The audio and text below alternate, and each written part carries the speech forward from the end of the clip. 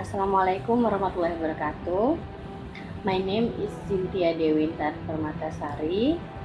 I'm in the third semester, and now I will answer the questions from Danica.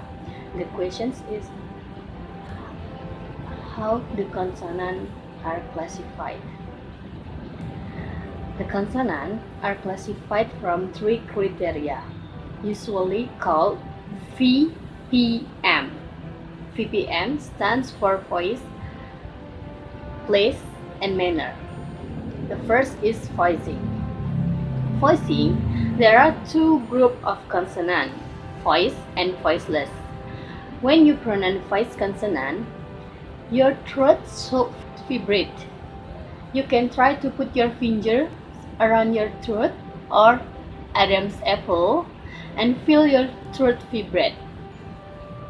When you pronounce voiceless consonant, your throat does not vibrate. Only air comes out of your mouth. It's the same air that will come out if you blew a birthday candle.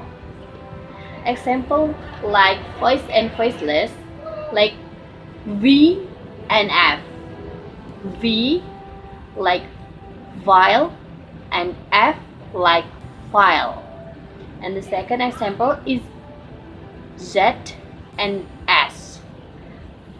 The word is zoo and sue. In English, the following consonants are voiced is B, D, G, V, C, Z, Y, L, R, G, W, D, M, and M.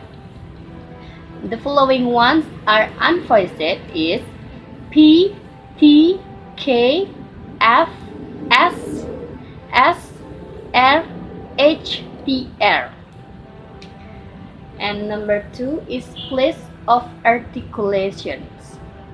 Place of articulation is defined in terms of the articulators involved in the speech gesture. It is common to refer to a speech gesture in terms of an active articulator and passive articulator. There are so many kinds of place of articulation. The first is bilabial. Bilabial is sounds are produced when the lips are brought together, like this.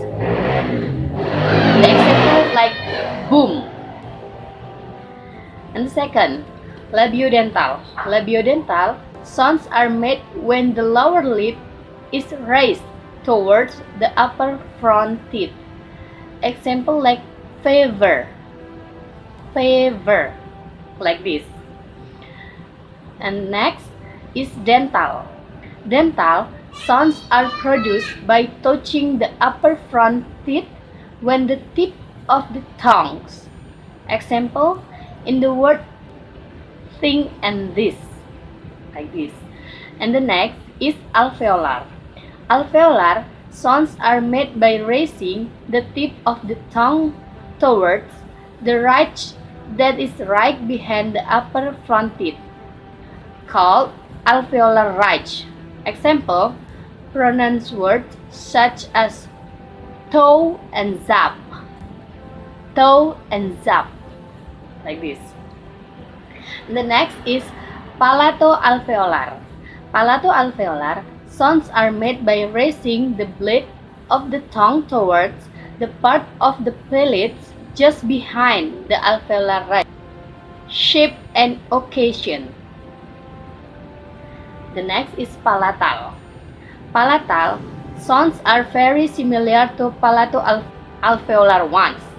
They are just produced further back towards the velum. Example, yet and yellow. Then velar. Velar sounds are made by raising the back of the tongue towards the soft palate, called the velum. Example, with the standard American English pronunciation, read out loud the word king, king, which has both the velar K and as both the first and last consonant sounds, respectively. And the last is glottal. Glottal sounds are produced when the air passes through the glottis as it is narrow. Example, the glottis, as much as we make to realize it, is used for the ha sound in English. Ha just pronounce the words happy and hate, and notice how far down the throat these sounds come from. And the number 3 is manner of articulations. Manners is how to you to speak the word by word or articulations. The first is plosive. Basically, these are consonants where the air is blocked at the place of articulations to accumulate pressure, and it is then released in one instant. Just pronounce words with TS, BS, and KS, and you will notice the single pulse of air being ejected as you pronounce this letter. The example is you can check for yourself: back, gap, and leg. And then fricative. Fricative, the distinctive feature of fricative is that when producing them, you use your vocal apparatus to partially block the airflow at the place of articulation in such a way that only some air passes through. By restraining the airflow, it creates some friction between the air and your vocal apparatus, which is what produces the distinctive kind of sound of the fricative. Sibilant fricatives are characterized by louder and higher frequency sound than non-sibilant fricative.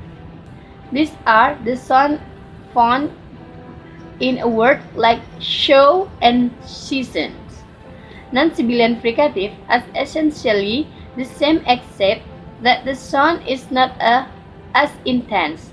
To hear that difference, compare the sibilant fricative sounds of show and season with th in this and f in fine, this and fine.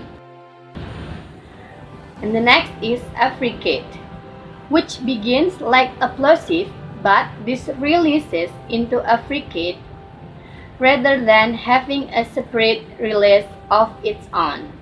The English letter ch and hg represent affricates. Affricates are quite common around the world, though less common than fricative. So, example like the ch in the word chains. The best example I can come up with is in a New York English. If you ever get the chance, notice how they pronounce the word tooth. The th sound at the end is pronounced tooth. And the next is nasal. First, there are the nasal consonants. The distinctive feature of nasal consonant is that you let air out of your nose as you pronounce them. For example, the nasal consonant m and n are quite common in language and are certainly found in English.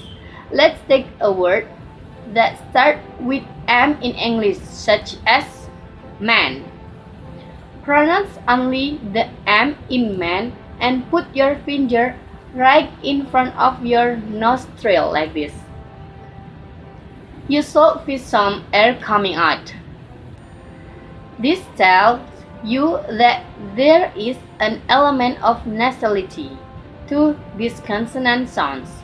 For non-nasal consonant sounds, there may be a bit of air coming out of the nose, but the flow of air is more pronounced with nasal consonant, and nasal vowel for that matter. The next is laterals. The key feature of lateral is that the airflow passes to the sides of tongue usually when pronouncing them. If your native language uses the Latin alphabet, changes are that the L in it is in lateral. The only sound is in Standard American English, which is a lateral, to my knowledge, is also known as the dark L, and sometimes L depending on who is pronouncing and of the position of the L in the syllable. Here are a few examples in Standard American English is lake and bell.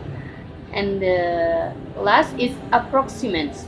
Approximants can be considered halfway between vowels and fricatives. When pronouncing an approximal, the air flows smoothly through the vocal apparatus so that very little friction is created. Here are two approximant examples, like represented by the letter R and G, represented by the letter E, Y. Usually, some examples of words with approximant is yet and right. Enough for us. Thanks for attention and forgive me if I have a mistakes. Wassalamualaikum warahmatullahi wabarakatuh.